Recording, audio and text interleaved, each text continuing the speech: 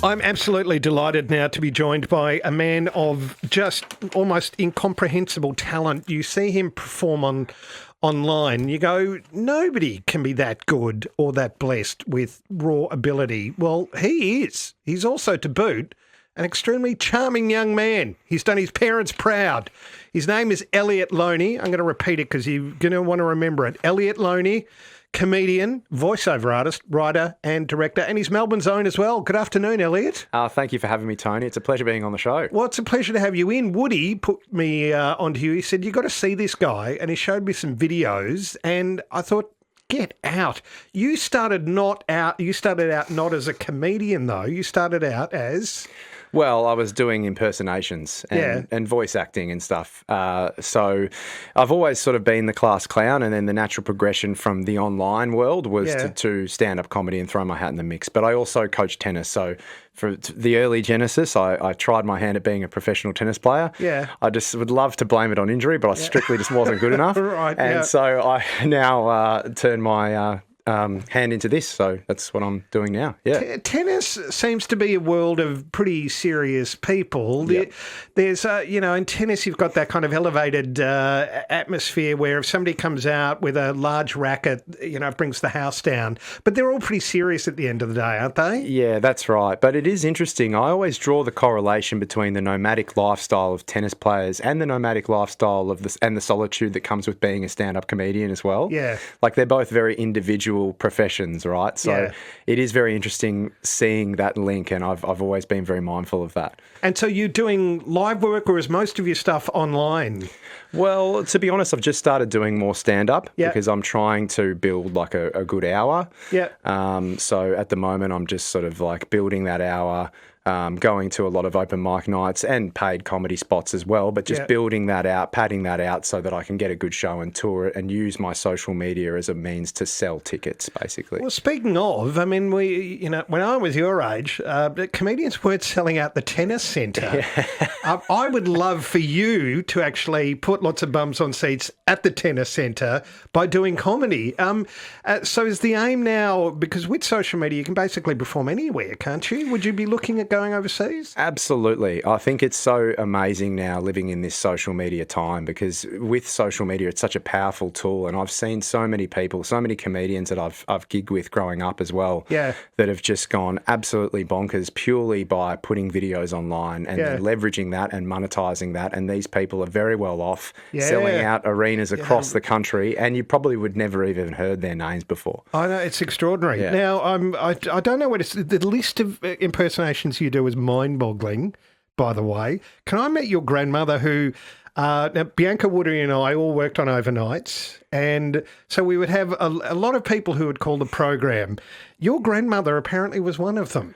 Yes. So my grandmother, Margaret, rest her soul, she's no longer with us. Love her dearly. She was a massive fan of yours, Tony. That's very kind. And she would religiously listen to your show. Uh-oh. And I tell you, if she was still with us today, she would be beside herself. She absolutely adored you. And I remember her speaking about you in a very endearing way, and she would sit there and say, I have to say that Tony Moclair is just, he is such an incredible man. The way he's able to articulate his vowels and enunciate his consonants.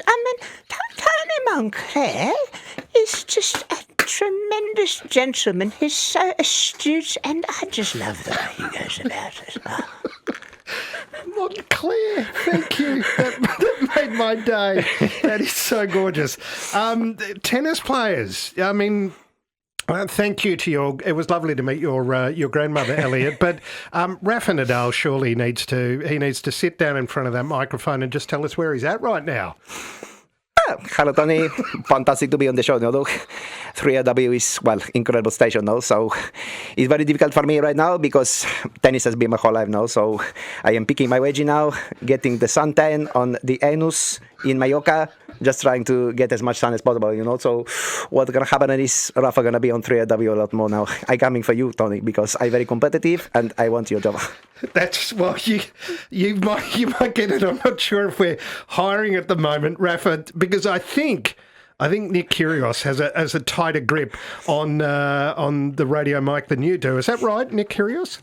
Honestly, Tony, bro, like, I don't even want to be here, bro. Like, the fact you're in the room with me, bro, is a pleasure for you to be in my presence, bro. Like, bro, I could be on the basketball court right now, shooting 3 and just swooshing dunks, bro. But I'm here in this moth-bitten studio, bro, just talking smack on the microphone, bro. I'm really sorry to waste your time, Nick Kyrgios.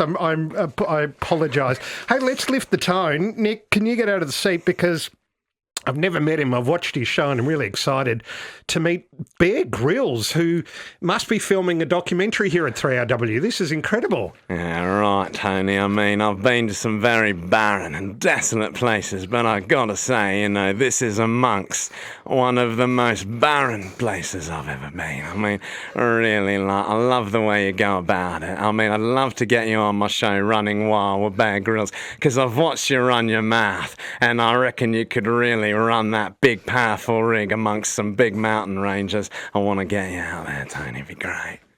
Well, I'll see what I can do. Oh, my God. Hang on. Sorry. I'm so sorry about this. Elliot's back now. Elliot, this guy Guido calls in occasionally. Yeah, mate, is that that's Elliot?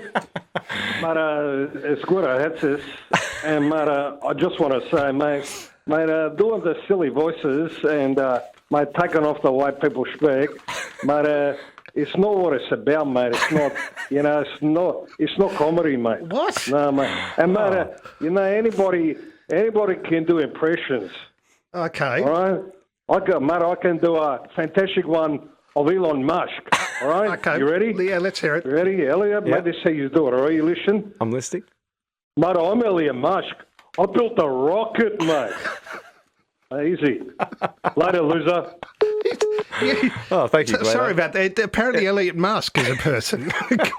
There you go. According to Guido Hatzis. I'm very sorry, but that brought the tone down. That's absolutely ridiculous. Speaking of people who love flying their fists around, because Guido fancies himself as a bit of a kickboxer, Yeah. I'd love to put him into a ring with, I don't know, let's say Conor McGregor.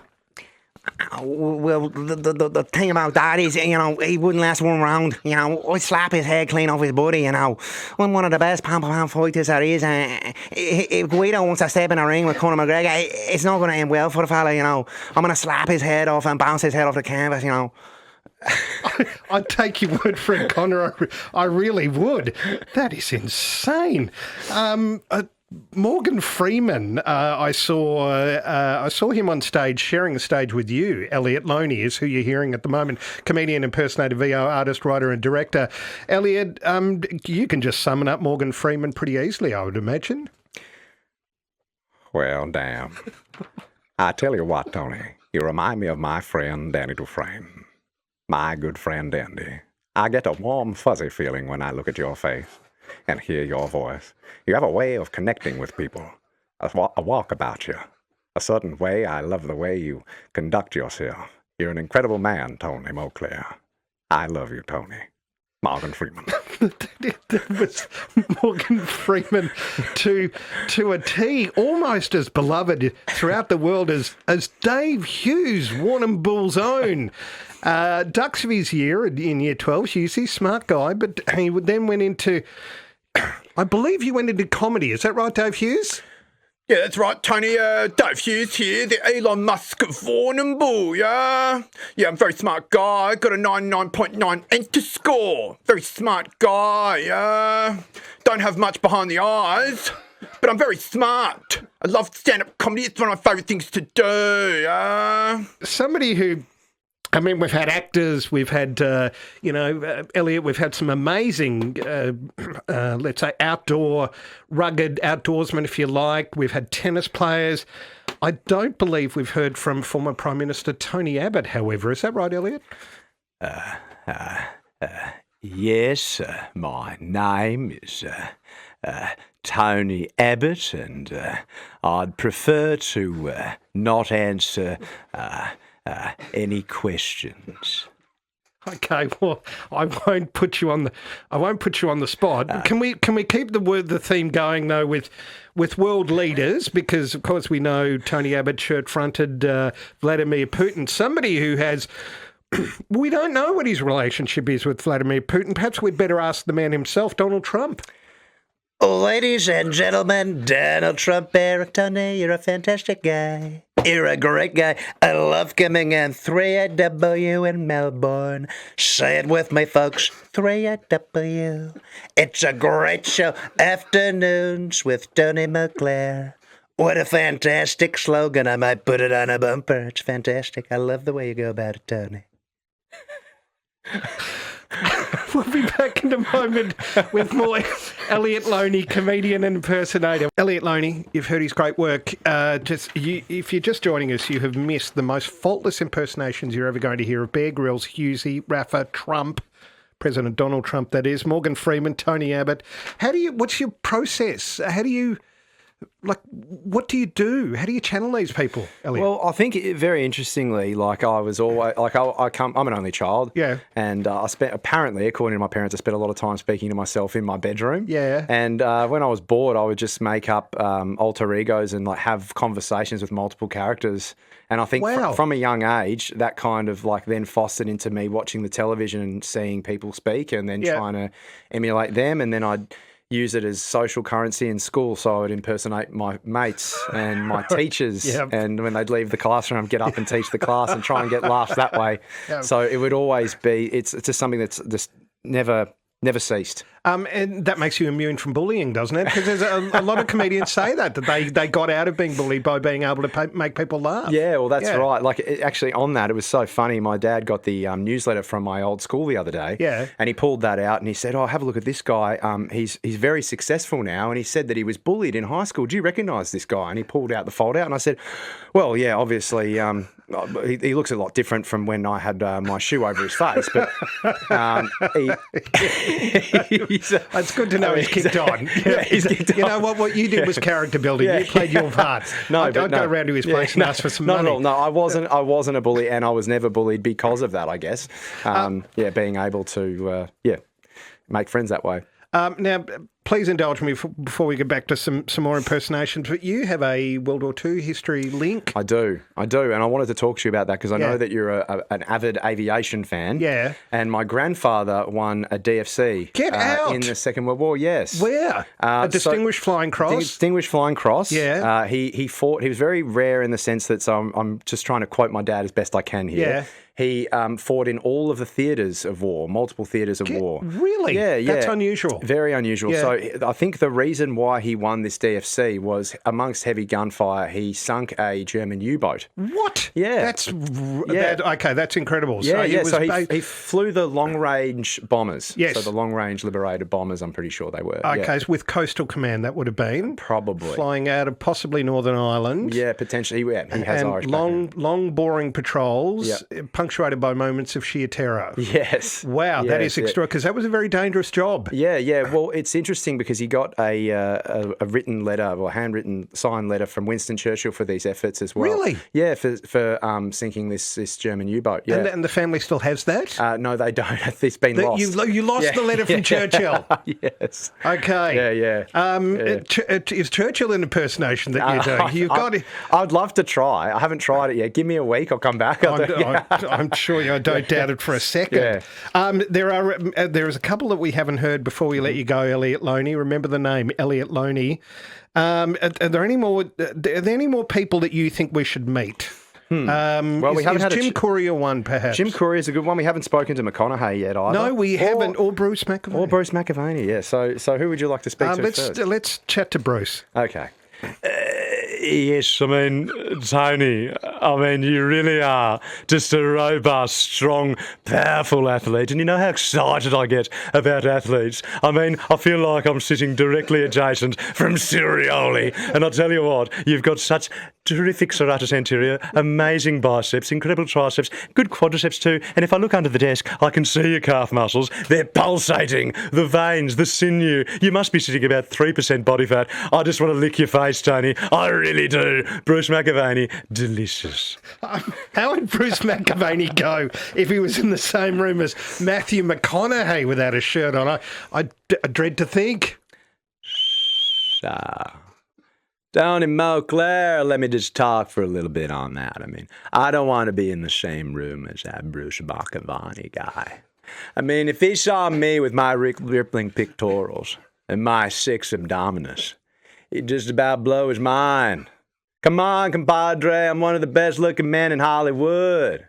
You don't look like a chiseled guy who's just been sketched by Leonardo da Vinci just by walking down the main strip.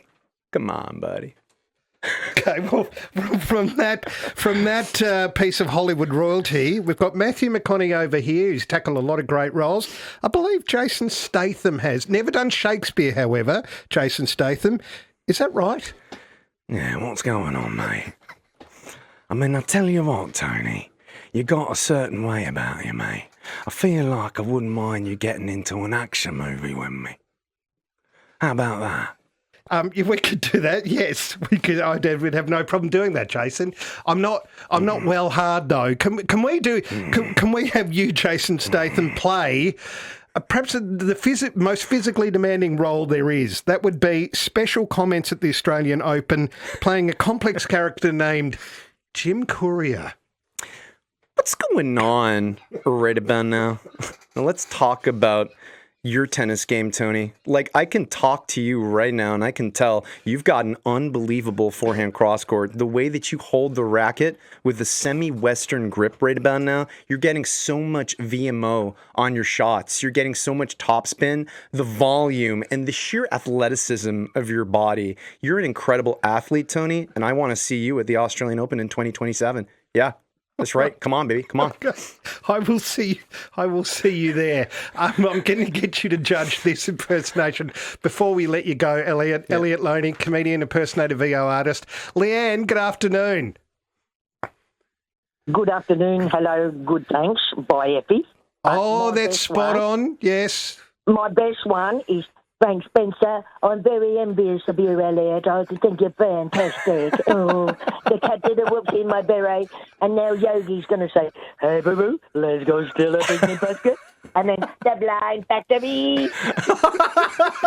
I think Leanne's going to give you a run for your money, Elliot. That's fantastic. My personal favourite was the Blind Factory. I love that. Yeah. I love how niche it is, and I love how instantly identifiable it was with the same token. Yeah, great. Yeah.